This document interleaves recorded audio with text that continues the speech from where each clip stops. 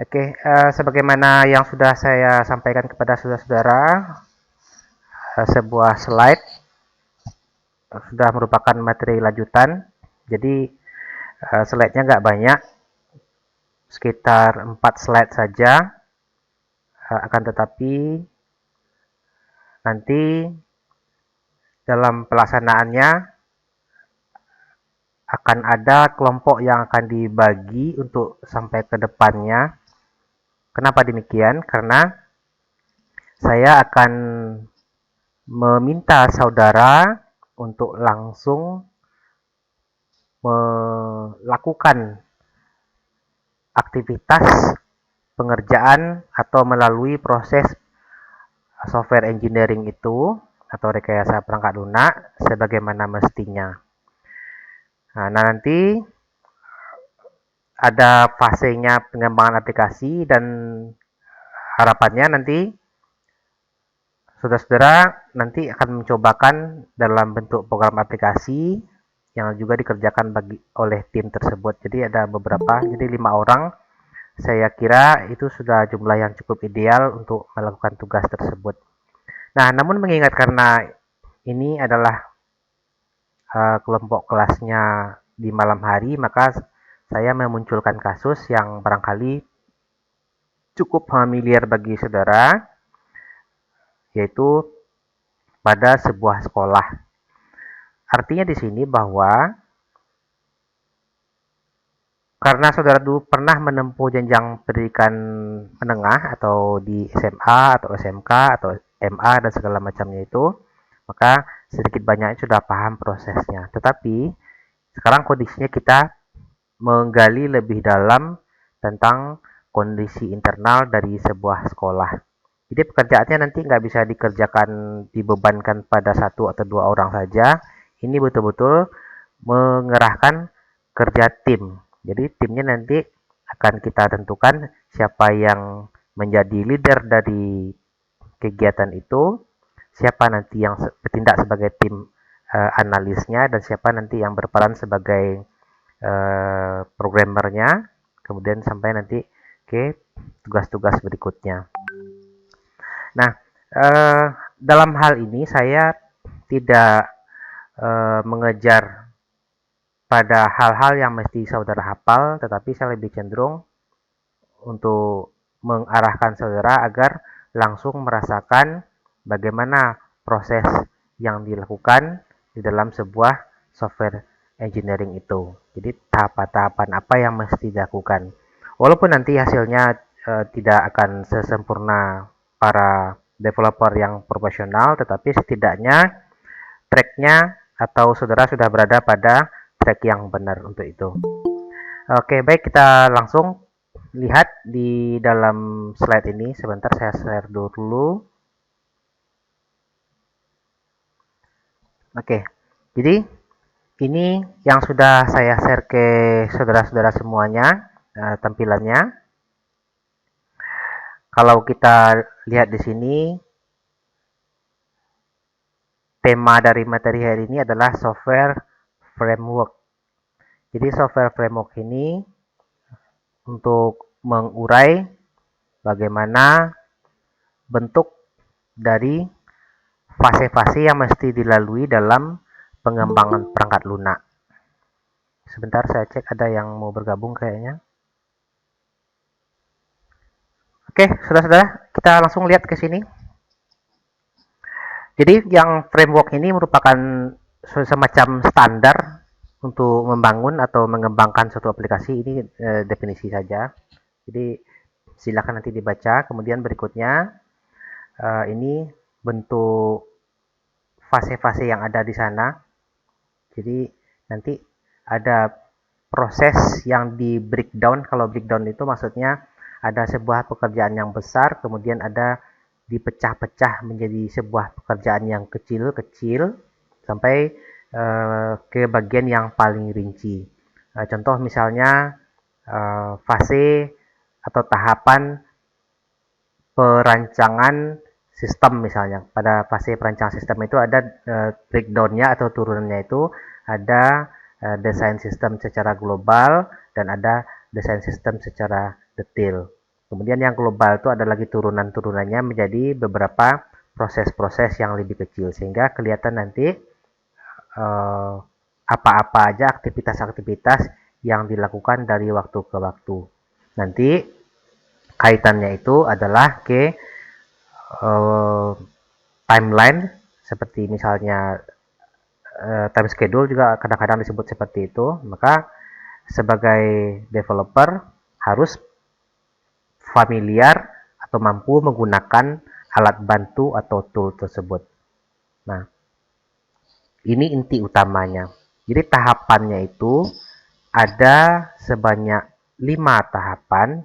Jadi kalau saya display di sini, ada yang pertama itu fase komunikasi, ada yang kedua planning atau perencanaan, ada fase ketiga itu adalah modeling, pemodelan, ada fase yang keempat itu adalah konstruksi atau proses pengembangan itu sendiri, atau kadang-kadang orang menyebutnya eksekusi pekerjaan, dan yang berikutnya adalah yang terakhir itu adalah deployment. Jadi deployment ini aktivitas utamanya itu adalah mendeliver produk software itu kepada para pengguna. Jadi secara sederhana tahapan-tahapan yang dilalui seperti itu. Nah, tentu nanti dari minggu ke minggu saudara akan melalui tahapan-tahapan yang 5 ini. Jadi nanti setiap minggu kita akan mendiskusikan bagian-bagian mana yang perlu diperbaiki, kemudian sampai di mana progres yang sudah saudara lakukan secara berkelompok, nanti akan kita bahas secara bersama. Kemudian termasuk juga nanti saudara tentu harus melihat beberapa contoh-contoh. Kalau kita berhadapan dengan anggaran misalnya, tentu saudara harus punya acuan. Seperti misalnya acuan yang diterbitkan oleh Departemen Keuangan kalau untuk di Indonesia, seperti apa acuannya. Misalnya programmer, kalau programmer itu kerjanya orang per hari kah, orang per jam kah, orang per bulan, atau orang per kegiatan. Tentu nanti ada aturan-aturan yang berlaku. Nah, tentu harus kita mengikuti standar yang ada tersebut. Nah, terkadang juga di beberapa instansi swasta, dia juga punya standar acuan untuk pembelanjaan itu. Sehingga kalau kita jumpai di lapangan untuk beberapa kasus, memang ada beberapa perbedaan yang cukup signifikan terkait dengan besaran pembayaran. Nah, sekarang kita lihat dulu di fase komunikasi. Inti dari fase komunikasi ini, jadi inti dari fase komunikasi ini dimulai dari proses penjajakan awal atau berupa diskusi awal yang melibatkan antara dua pihak. Siapa pihak yang terlibat di dalam fase komunikasi itu?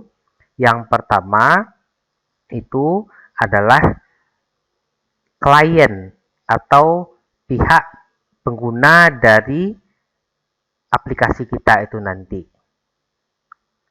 Nah, yang kedua itu adalah pihak pengembang. Kita dari perusahaan pengembang, kita yang bertemu dengan klien itu. Berarti setidaknya melibatkan dua pihak ini.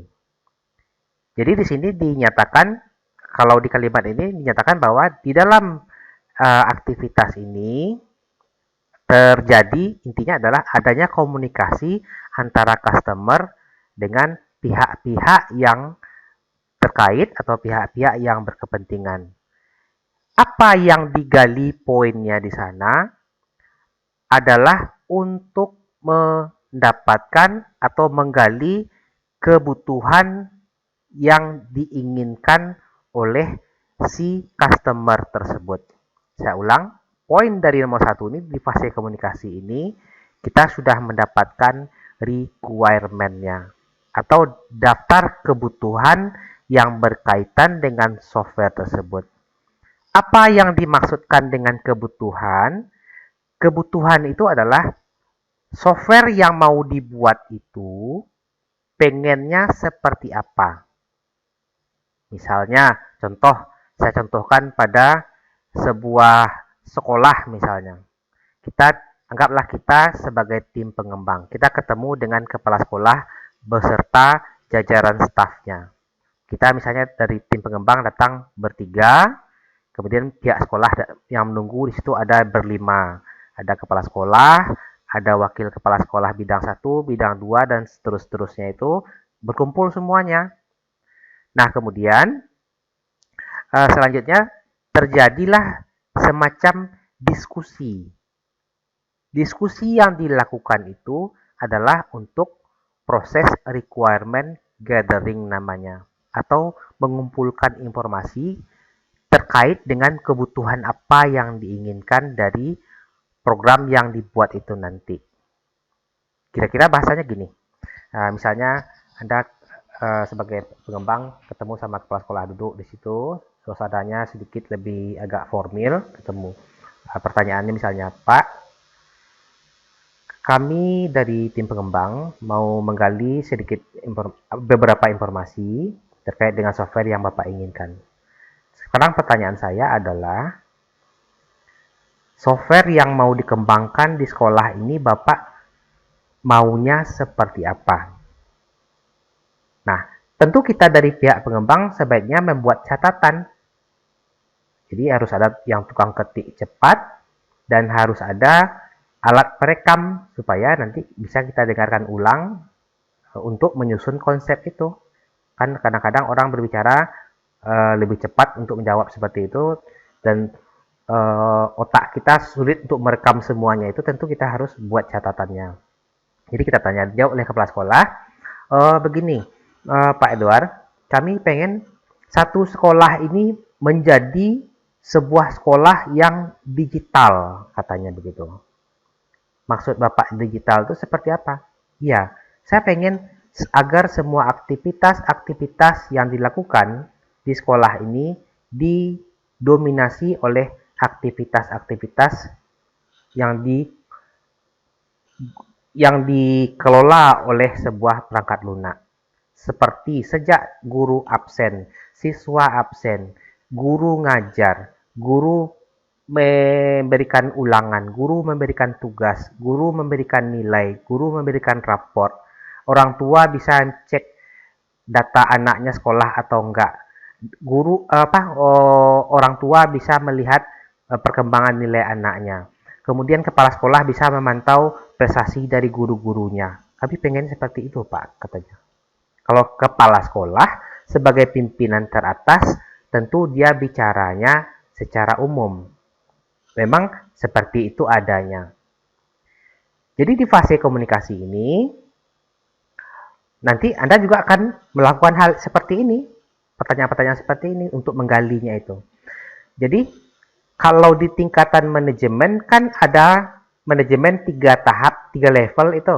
Ada manajemen level atas, manajemen level menengah, dan manajemen level bawah. Saya ulang, ada manajemen level atas, manajemen level menengah, dan manajemen level bawah. Atau kadang-kadang disebut yang di atas itu manajemen level strategis, jadi dia bicara tentang hal-hal yang sifatnya strategis, global. Kemudian yang di tengah-tengah, manajemen level menengah, dia ini taktis. Taktis artinya dia bisa berpola pikir seperti manajemen level atas, dan dia bisa berpikir seperti hal-hal yang teknis. Nah, kalau yang level paling bawah, level teknis, atau level bawah ini disebut dengan level teknis, dia mengetahui hal-hal yang detail tentang sesuatu. Saya ambil analoginya kampus. Di kampus kita, kalau Pak Susandri, dia tahu hal-hal yang sifatnya umum saja tentang semua aktivitas yang ada di kampus. Misalnya, Pak Susandri hanya tahu total mahasiswa yang aktif semester ini adalah sekian orang, kata cuma itu yang tahu. Nah, secara umum seperti itu. Kalau di level menengah, seperti prodi misalnya, kalau prodi ditanya misalnya di prodi itu di prodi kami mahasiswa aktif sekian, yang laki-laki sekian, yang perempuan sekian. Lokal A yang aktif sekian orang, lokal B sekian orang, lokal C sekian orang. Yang siang sekian orang, yang malam sekian orang. Nah, yang di level teknis, misalnya di BAAK, dia tahu sangat rinci.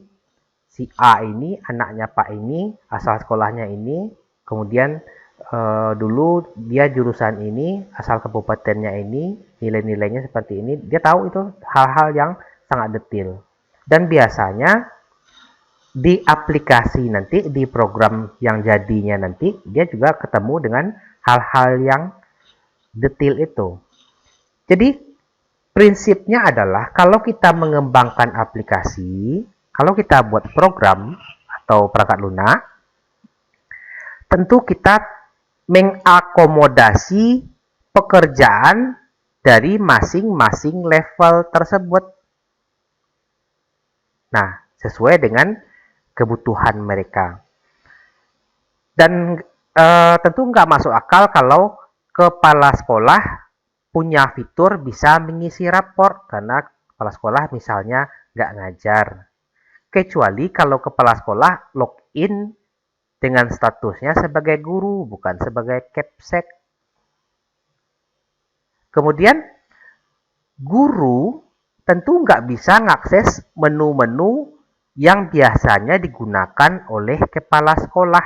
Nggak mungkin, karena guru nggak membutuhkan data-data atau hal-hal yang terkait dengan aktivitas kepala sekolah seperti perencanaan pengembangan sekolah. Dia nggak perlu. Yang guru wajib tahu hanya bagaimana dia menyiapkan materinya, bagaimana dia ngajar, bagaimana dia memberikan evaluasi atau penilaian ulangan atau kuis, bagaimana dia melaksanakan ujian tengah semester, ujian akhir semester, mengisi rapor, mengirimkan rapor, melaporkan kepada wakil kepala sekolah. Cuma itu. Jadi, fitur-fitur yang berkaitan dengan per individu itulah yang disediakan atau diakomodasi oleh program aplikasi. Saya bicara masih di level komunikasi nih. Dan bicara ini, saya belum masuk ke planning dan segala macam nih. Baru bicara komunikasi aja hari ini. Nah, saya lanjutkan lagi. Begini. Jadi intinya, jadi poin utamanya itu adalah membuat program itu atau membuat aplikasi itu adalah hanya proses mendigitalkan aktivitas-aktivitas yang biasanya dilaksanakan secara fisik. Jadi bukan berarti merubah sebuah aturan yang ada, tidak. Hasilnya tetap sama, cuma yang biasanya dikerjakan secara semi-digital atau bahkan manual dialihkan ke aplikasi. Hasilnya sama kan, misalnya guru ngisi rapor. Biasanya guru ngisinya pakai Excel misalnya, sekarang pakai program. Guru mengupload materinya, biasanya diupload misalnya di GC Google Classroom, sekarang di aplikasi. Guru menyerahkan rapor kepada orang tua siswa, sekarang tetap diserahkan tetapi formatnya berubah dalam bentuk rapor digital, dikirimlah ke email orang tua masing-masing atau ke media lain yang memungkinkan laporan itu sampai ke orang tua. Nah, tentu hal ini akan berimbas pada akan terhentinya semua aktivitas-aktivitas yang bersifat fisik. Nah, biasanya nih kalau di sekolah nih, kalau misalnya ada yang biasa ngetik-ngetik, misalnya membuat surat dengan cara mengetik dan segala macamnya, dengan kehadiran program tuh mulai merasa terancam tuh, karena kedepannya siapa yang butuhkan surat tinggal pilih suratnya, kemudian nggak perlu minta cap dan tanda tangan, tinggal kirimkan aja ke pihak yang mau taken. Kemudian langsung diteken oleh, misalnya dilihat oleh kepala sekolah, ada surat masuk dari guru, surat permohonan cuti misalnya. Biasanya guru harus ngurus dulu ke TU, diurus ke TU, dibuat suratnya oleh TU, kemudian diperiksa, kemudian diperiksa oleh wakil kepala sekolah bidang administrasi misalnya di parafnya, kemudian lanjut secara berjenjang ke kepala sekolah. Nah, sekarang nggak lagi.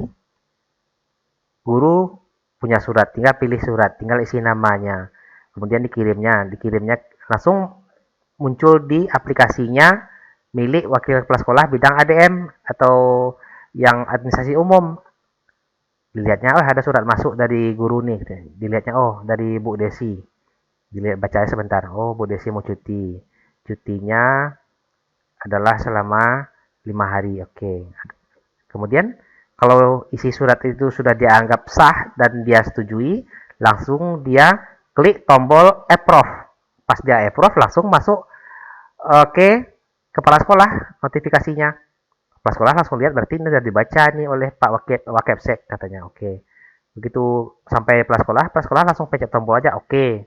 Langsung suratnya bisa di-print langsung oleh guru tersebut. Iya, kalau di-print, kalau nggak di-print juga nggak apa-apa kan, tetap tersimpan dalam database dan tersimpan di mungkin di emailnya sang guru atau tersimpan di WA-nya sang guru misalnya. Kira-kira seperti itu. Jadi kita sebagai pengembang, jadi saya ulang lagi, di fase komunikasi ini melibatkan dua pihak. Jadi yang pertama kita pihak pengembang dan yang kedua adalah customer. Customer itu yang dihadirkan adalah siapa-siapa saja yang berkepentingan. Jadi kalau di sekolah misalnya yang berkepentingan yang akan menggunakan aplikasi itu kepala sekolah, wakil kepala sekolah, guru, dan staf tata usaha, maka hadirkan mereka yang akan menggunakan itu.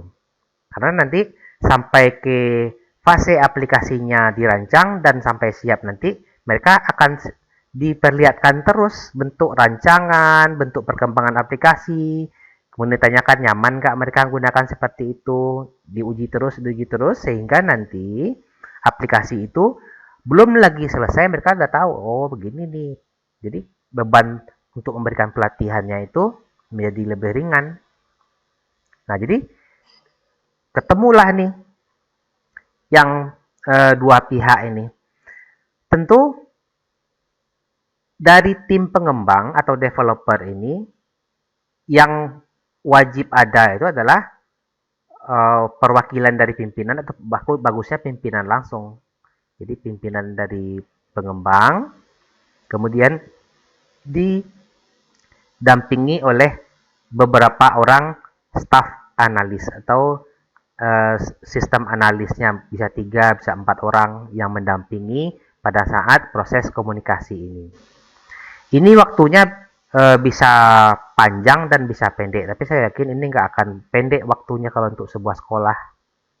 Kalau digali semua informasi dan cakupannya juga luas.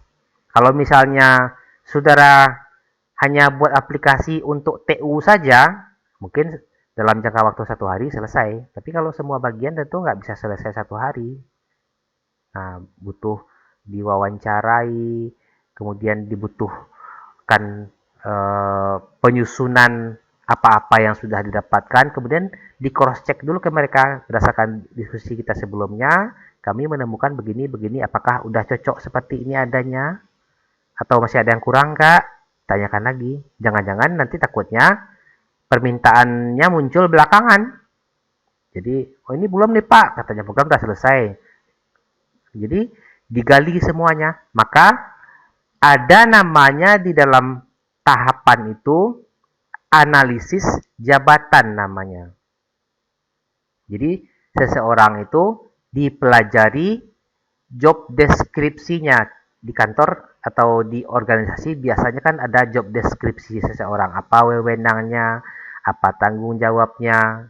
Nah, kemudian apa alat bantu yang dia gunakan untuk bekerja, itu kita pelajari. Kita sistem analis kita pelajari. Kita cari tahu semuanya. Makanya kita tim analis harus mampu mempelajari sesuatu secara cepat. Jadi karena kita nggak paham sistem mereka, maka kita harus membuatkan sistem untuk mereka. Tentu kita harus mampu mempelajari sistemnya secara cepat dan kita mengungkap sesuatu. Dan satu hal yang paling penting bahwa agar kita bisa mengerjakan sebuah proyek perangkat lunak ini dalam kerangka software engineering itu hanya bisa dilakukan untuk sebuah sistem yang sudah punya aturan yang tertulis, administrasinya jelas. Jadi kalau misalnya pas kita tanya, Pak, dokumen ini ada nggak? Dokumen ini ada nggak? SOP ini ada nggak? SOP itu standar operasional prosedur, langkah-langkah kerjanya gimana, ada penjelasan di situ. Nah, hanya itu yang bisa kita komputerisasi. Tapi kalau sistemnya nggak jelas, nggak ada aturan, aturannya adalah apa yang ada di kepala si bos, itu nggak bisa dikomputerisasi. Karena sistemnya tidak ada aturan. Apa kata si bos, minggu ini kita masuk pagi, gitu. Besok masuk siang lagi, gitu. Besok boleh terlambat 15 menit, katanya. Besok boleh terlambat 2 jam, kata misalnya. Pulang hari Sabtu wajib jam 10 malam, katanya. Karena nggak ada aturan seperti itu sulit. Artinya bosnya memegang kendali sesuai dengan pikiran dia. Tapi kalau sistem yang sudah ada aturan, kan aturan itu tertulis, disepakati, ditulis, sedemikian rupa, dipatuhi dan dilaksanakan. Itu baru bisa dikomputerisasi. Tapi kalau misalnya ada sistem nggak jelas, apa namanya, aturan-aturan yang berlaku segala macam di situ, itu nggak bisa dikomputerisasi. Karena tiap hari berubah begitu. Dan kita wajib mengejar dokumen. Jadi mirip para penyidik, memang mencari tahu, kita mencari tahu ini gimana cara kerjanya, ini gimana cara kerjanya. Kita cari tahu, misalnya ketemu sama guru, Bu, mohon maaf, tugas pokok dan fungsi Ibu sebagai apa? Nah, kemudian SOP Ibu bekerja gimana? Gimana SOP Ibu bekerja? Misalnya Ibu ngajar. Sebelum Ibu ngajar, apa yang Ibu lakukan? Oh, saya menyiapkan SAP namanya, katanya. Kemudian ada menyiapkan GBPPP, kemudian menyiapkan materi ajarnya. Kemudian saya ajarkan ke siswa, saya jelaskan. Setelah itu, 15 menit terakhir saya melakukan evaluasi, saya lakukan kuis, katanya. Oh, berarti kita harus menyediakan fitur dia bisa mengupload dokumen-dokumen ini. Upload SAP, GBPP, materi ajarnya, dia upload. Kemudian ada fasilitas untuk dia memberikan ulangan pendek dan ada fasilitas untuk memberikan nilai. Nah, itu harus kita peka tentang hal seperti itu, harus kita tahu itu. Jadi kita nanya, baru kita munculkan formula dari aplikasi yang mungkin dibuat gitu. Jadi semakin banyak klien kita terbicara, sebenarnya kerjaan kita makin banyak sebenarnya. Jadi dia cerita, intinya mereka tentu nggak mungkin membuat permintaan-permintaan yang nyeleneh. Kita juga berpegangan pada SOP mereka, standar prosedur operasionalnya, dan ada dokumen yang berkaitan dengan tupoksi mereka kan ada tuh, job deskripsinya kan ada tuh, itu aja dipelajari. Jangan misalnya, Pak, pas lagi saya ngajar muncul musik musik latar belakang misalnya nanti gitu. Nah, itu jangan dilayani yang seperti itu. Kan ada permintaan yang nyeleneh. Kalau tidak ada aturannya di organisasi itu jangan dipenuhi.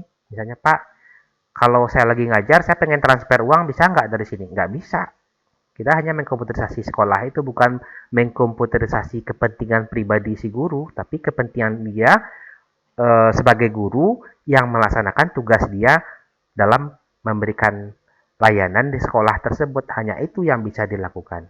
Jadi ini yang saudara lakukan nanti ini. Saudara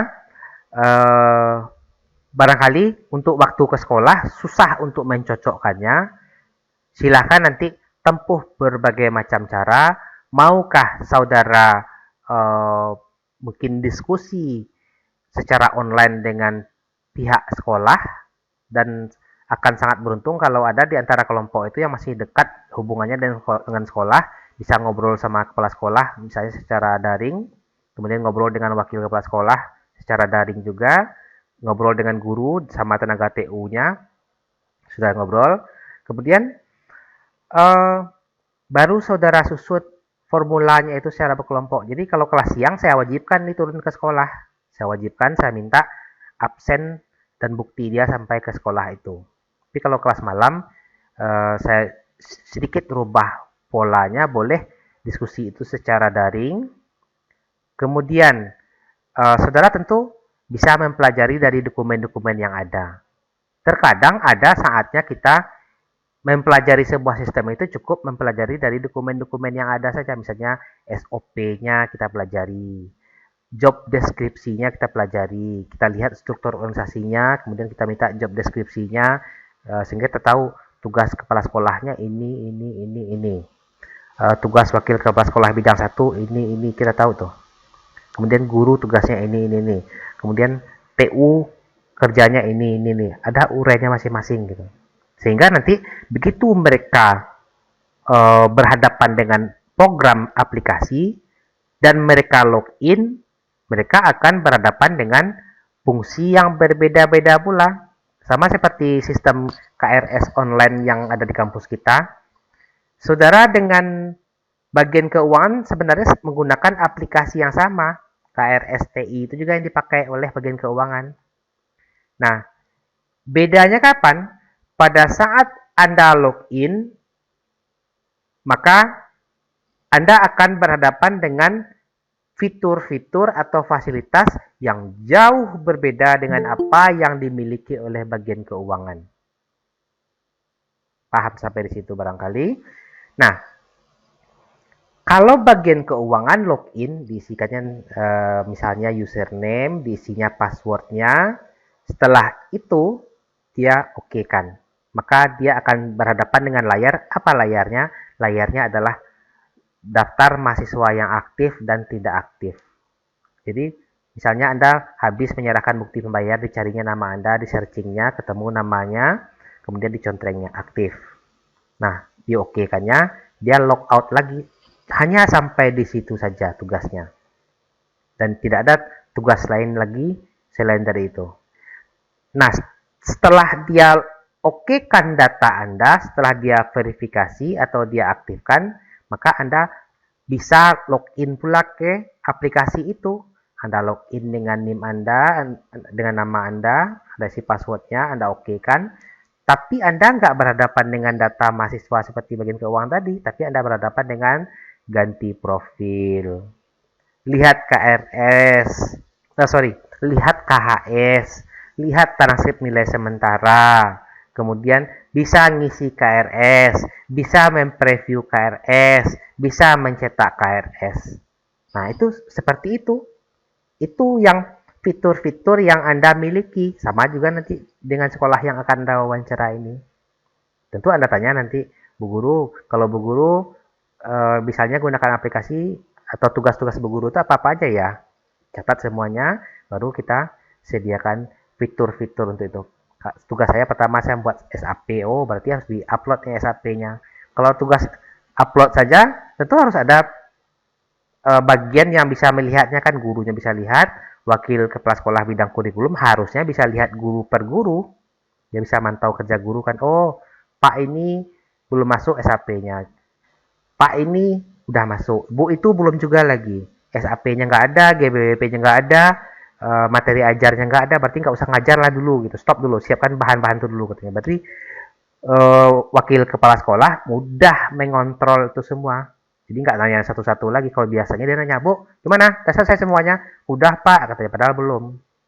Tapi kalau ada dokumennya, wakil kepala sekolahnya duduk di depan komputernya, dia akan lihat guru 20 yang menyerahkan dokumen baru 15 orang. Berarti ada 5 lagi yang mau dikejar nih katanya. Langsung di emailnya satu-satu.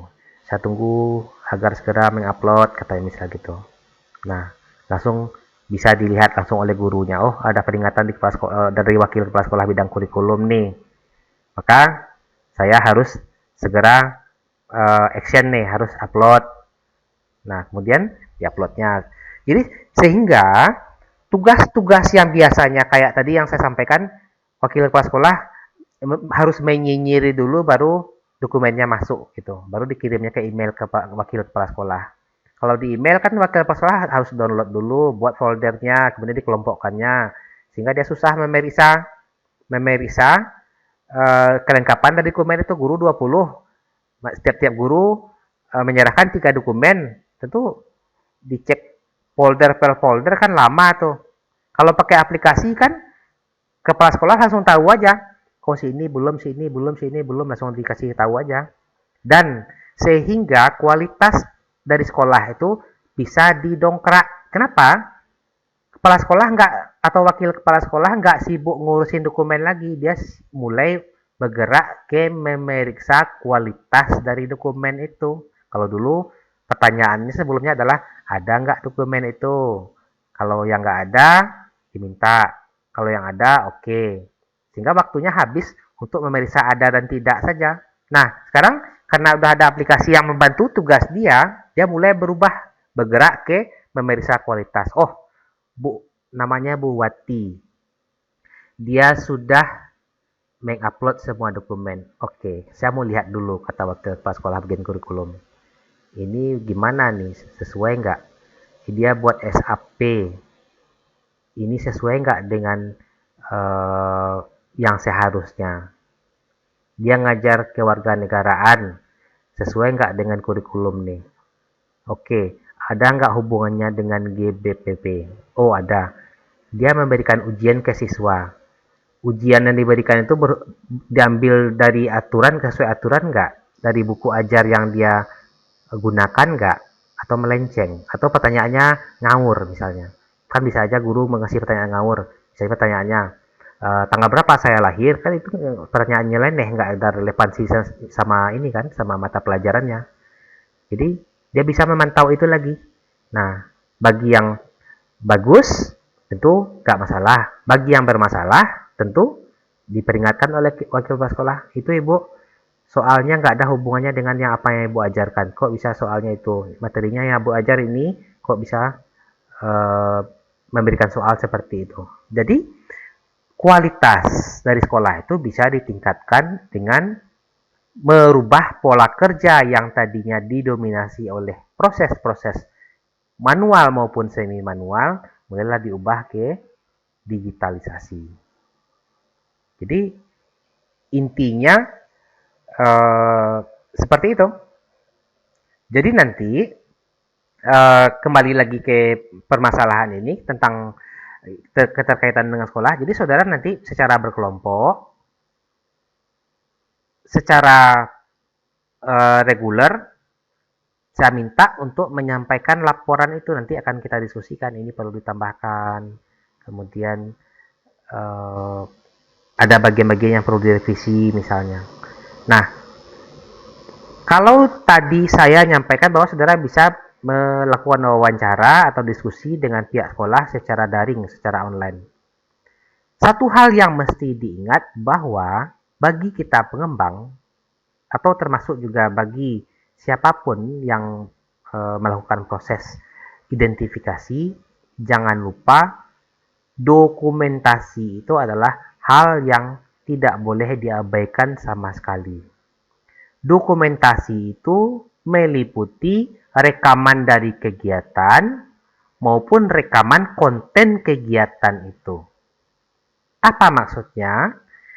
Kalau dokumentasi dari kegiatan itu maksudnya, contoh, saudara misalnya melakukan diskusi secara daring dengan kepala sekolah, tentu nanti minimal harus ada rekaman beberapa capture layar yang menunjukkan saudara melakukan itu dengan kepala sekolah atau guru. Nah, kemudian dengan lengkap dengan tim yang terlibat di kelompok itu. Terlihat di layar, direkam beberapa supaya mencegah adanya manipulasi. Nah, terkait dengan konten tentu sebaiknya tampilan itu terekam atau minimal suaranya terekam. Kalau sesi kuliah yang sekarang ini nih, sebentar lagi ini lagi terekam nih. Jadi apapun yang tampil di layar saya sekarang ini juga terekam. Artinya, misal nih ditanya saya oleh Kaprodi, Pak Edward, ada dilaksanakan proses pengajaran? Ada. Oke, bisa ditunjukkan buktinya Pak? Ada nih, ini rekamannya. Nah, jadi sehingga Kaprodi bisa melihat ada rekaman kuliah saya. Nah, kemudian Kaprodi bisa mulai bergerak ke melihat konten yang saya ajarkan. Pak, ini silabus yang saya berikan seperti ini, kemudian Bapak ajarkan ini, kemudian Bapak ajarkan ini, Bapak jelaskan ini. Nah, kalau sama, sesuai, berarti nggak ada masalah. Kalau berbeda, tentu kalau di dunia akademis akan muncul pertanyaan dan minta penjelasan. Pak Edward, tolong jelaskan sama saya silabus yang saya berikan seperti ini. Pak Edward yang mengajarkan materinya ini, tolong jelaskan sama saya, katanya. Supaya dari penjelasan itu Kaprodi bisa memutuskan yang saya lakukan benar atau salah gitu. Tentu kalau di dunia akademis nggak bisa seperti gaya-gaya pasar, nggak bisa, Bapak salah tuh, nggak bisa seperti itu. Jadi harus ada, tentu dimulai dengan pertanyaan. Ini kita diskusi sebentar Pak, ini silabus begini, kemudian permintaannya begini. Nah, terus fakta di lapangannya Bapak ngajarkan ini, tolong dijelaskan. Tentu ada penjelasan tentang hal ini, dijelaskan dulu. Nah, dari penjelasan itu tentu harus ada dialog-dialog yang sifatnya ilmiah untuk menjelaskan sesuatu, sehingga nanti keputusannya apa yang dilakukan itu bisa salah dan juga bisa benar atau bisa dibenarkan gitu. Nah, jadi seperti itulah yang dilakukan. Nah, jadi kembali lagi ke fase komunikasi ini. Saya belum bicara planning nih, belum bicara modeling, konstruksi, masih kutat di tentang komunikasi. Jadi tentang komunikasi, namanya komunikasi tentu ada bentuk komunikasi. Banyak komunikasi, ada komunikasi yang dilakukan secara lisan, dan ada komunikasi yang dilakukan dalam bentuk tulisan atau dilakukan koresponden ya. Nah, kalau yang lisan tentu ada wawancara. Kalau wawancara, tentu harus ada yang bertanya dan harus ada yang menjawab. Kalau wawancara, biar lebih terarah, tentu harus disiapkan dulu listing atau daftar apa-apa aja yang akan ditanyakan.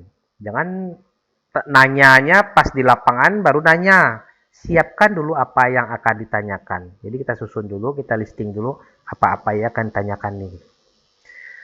Pertanyaan yang disusun sebaiknya adalah pertanyaan yang bersifat terbuka. Jangan pertanyaan bersifat tertutup. Apa beda keduanya itu? Kalau pertanyaan yang terbuka, pertanyaan itu membutuhkan jawaban yang lengkap, jelas.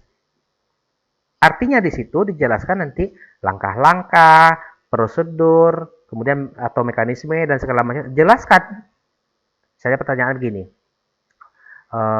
Pak, tolong jelaskan bagaimana cara guru dalam mengelola dokumennya sampai saat ini. Dokumen itu seperti silabus, SAP, GBBP, kemudian bahan ajarnya, soal ujiannya, penilaiannya. Gimana caranya sebelumnya? Oh, kami pakai Excel, kami begini, dokumennya tulis pakai Microsoft Word, dijelaskan semuanya, kita tampung semuanya itu, jelaskan oleh guru ya. Itu pertanyaan terbuka. Mungkin bisa aja dia sampai 2 jam menjelaskan tentang dia sendiri aja gitu. Nah, tentu nanti ada pertanyaan yang tertutup. Kalau pertanyaan tertutup itu pertanyaan yang butuhkan jawaban singkat. Satu jawaban saja. Misalnya, Pak, kira-kira siswa yang aktif di sekolah ini ada berapa orang? 670 katanya. Dah selesai, habis. Kalau Anda bertanya dengan pertanyaan tertutup, informasi yang terkumpul minim. Karena harus banyak yang ditanyakan. Pertanyaan pertama nih Bu, siapa nama Ibu? Jawabnya, nama saya Sumiati. Oke. Pertanyaan kedua Bu, tahun berapa Ibu lahir? Apa misalnya, apa mata pelajarannya Ibu asuh? Kewarganegaraan. Kemudian bagaimana prosedur Ibu dalam melaksanakan proses pengajaran? Apa yang dokumen yang perlu Ibu siapkan?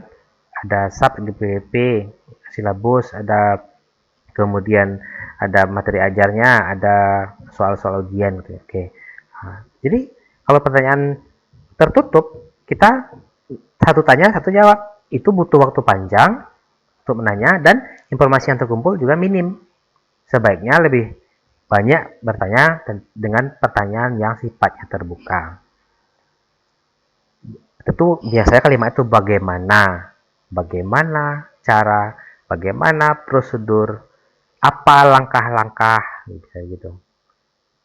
Kalau misalnya pertanyaan diawali dengan kata berapa, tentu jawabannya satu, berapa, jam berapa, nah, siapa gitu. Jadi pertanyaannya satu jawaban.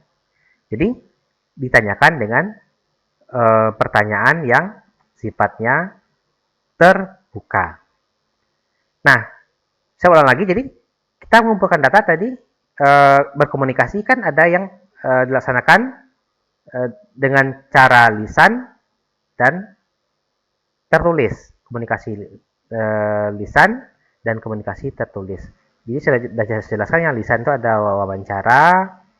Nah, wawancara itu kan bertanya. Kalau bertanya, usahakan dengan pertanyaan yang bersifat terbuka.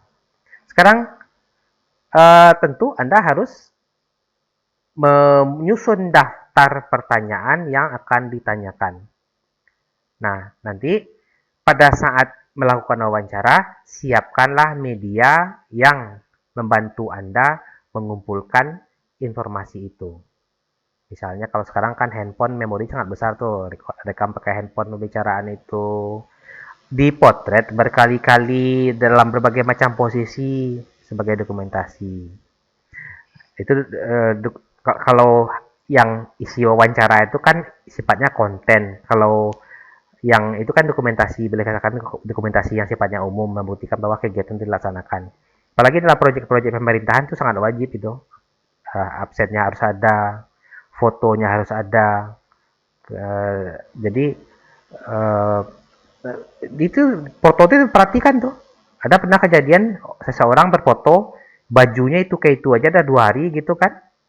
Nah pas diperiksa ini kayaknya fotonya ya di hari yang sama nih gitu. Nah kalau bisa foto itu jangan diedit, biar aja foto seperti itu. Nah kan ada tanggal capture-nya tuh, bila perlu aktifkan yang di kamera itu tanggal berapa di capture foto itu, jangan dirubah-rubah. Kalau diedit kan berubah, jangan sampai lakukan seperti itu. Mana tahu nanti Anda memiliki masa depan, kemudian Anda terlibat pada proyek-proyek, anggaplah proyek pemerintahan, tentu auditnya sangat ketat gitu. Jadi biarkan dokumen itu seperti apa adanya.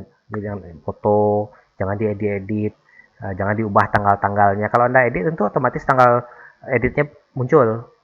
Aktifkan bila perlu tanggal capture-nya itu yang warna kuning, biasa kalau di foto muncul di bawah kiri atau kanan bawah itu biasa muncul. Nah, itu diaktifkan. Nah, kalau dulu pakai tape recorder, kalau tape itu kan kita tape itu kaset itu kan cuma bisa setengah jam. Kalau sekarang handphone kan lumayan lama sampai.